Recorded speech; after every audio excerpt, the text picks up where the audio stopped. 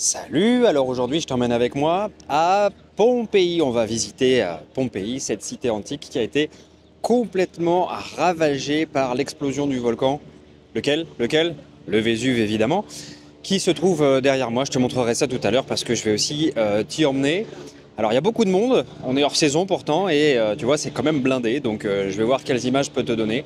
Et puis on parlera burn-out, on parlera de rapport avec justement ces craquages et de l'impermanence. À tout de suite.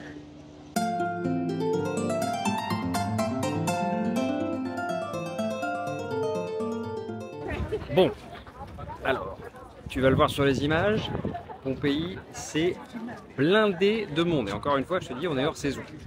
Donc, avis mitigé. Ça, c'est quelqu'un qui voyage beaucoup qui va te parler. En même temps, c'est un espace qui est très connu, une ville qui est très connue. Donc, je pensais pas qu'il y avait quand même à avoir autant de monde. Bref, ceci étant dit, c'est toujours très intéressant et émouvant de se retrouver dans ce genre d'endroit parce que tu te rends compte véritablement de ce qu'on appelle l'impermanence. Il y a une phrase qui m'avait beaucoup marqué dans un livre quand j'étais plus jeune, c'était « Il n'y a qu'une seule chose qui ne change pas, c'est que tout change ». Voilà, cette phrase tu peux la méditer, il n'y a qu'une seule chose qui ne change pas, c'est que tout change. Tu peux regarder autour de toi, tout est changement, tout est impermanent.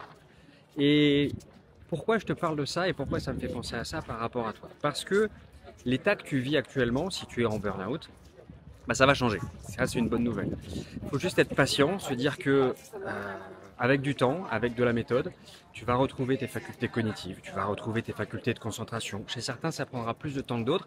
Ça va dépendre du moment où tu vas te faire diagnostiquer et surtout, ça va dépendre du moment où tu vas pouvoir t'arrêter. C'est là où je vais encore une fois faire un point de vigilance. Avec nos drivers, sois fort, on ne s'arrête pas, on serre les dents et on continue, on reste dans une situation qui ne nous plaît pas. Et au final, on va finir par faire comme une espèce de cocotte minute, on va imploser de l'intérieur. Le burn-out est une maladie du stress qui a des conséquences évidemment psychologiques mais aussi physiques.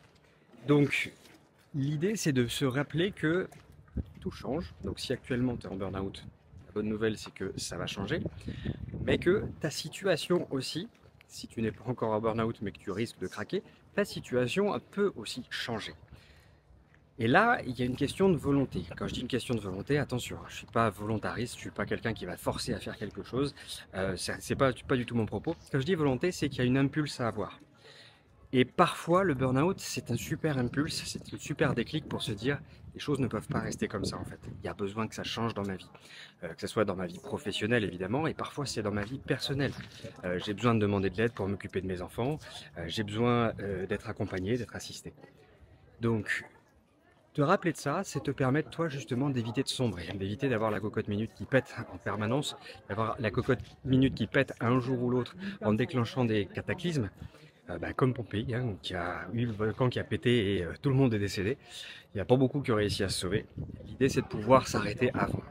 Je sais que pour l'instant tu te dis je suis fort, je sais que pour l'instant tu te dis je peux tenir encore, mais croisant de l'expérience personnelle et de toutes les personnes qu'on a accompagnées, plus vite tu vas t'arrêter, même si tu n'es pas encore au bord du gouffre, mieux ça va être.